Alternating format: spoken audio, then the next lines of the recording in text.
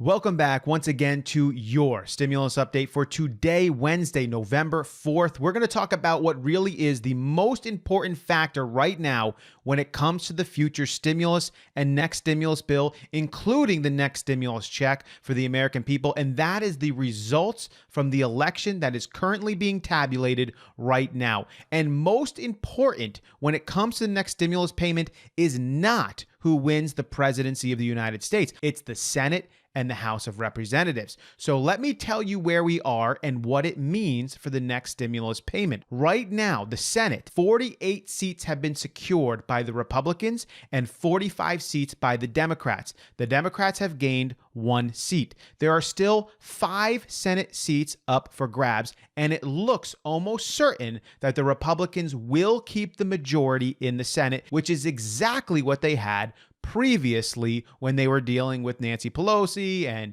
Mitch McConnell and the next stimulus payment.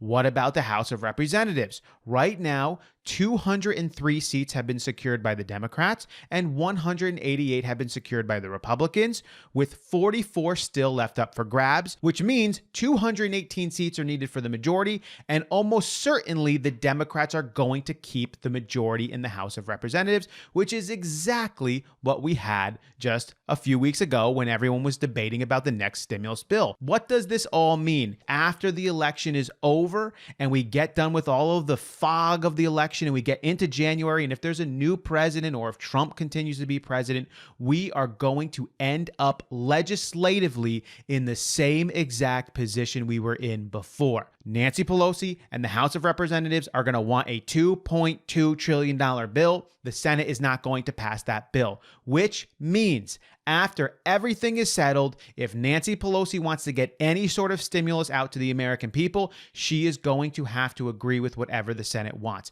Of course, there's going to be new negotiators and a new system going on, but it's not going to change anything. The Senate is still not going to agree with a $2.2 trillion bill. They're not going to agree with a $3.0 trillion bill. Nancy Pelosi is going to have to come down on her number. And if anything, Joe Biden winning the presidency will actually limit the amount that the Senate's going to do. If anything, they're probably going to only take a lower number than the even $1.9 trillion that Steven Mnuchin was offering. Perhaps they might take a $1.5 trillion number. We don't really know. What I'm trying to communicate with you is that essentially, after this election has happened, nothing will have changed. Even if the presidency switches to Joe Biden, who is the Democrat, he's not really going to be able to play any sort of role because he doesn't pass the legislation, just like Donald Trump couldn't really do anything either because he didn't pass the legislation. I do, however, believe that once everything boils down, we will see another stimulus bill. It will happen because it is needed. Businesses need it, individuals need it, those on unemployment need it, and it will happen. But it's not going to be the $2.2 trillion bill. No way, no how, not with these election results.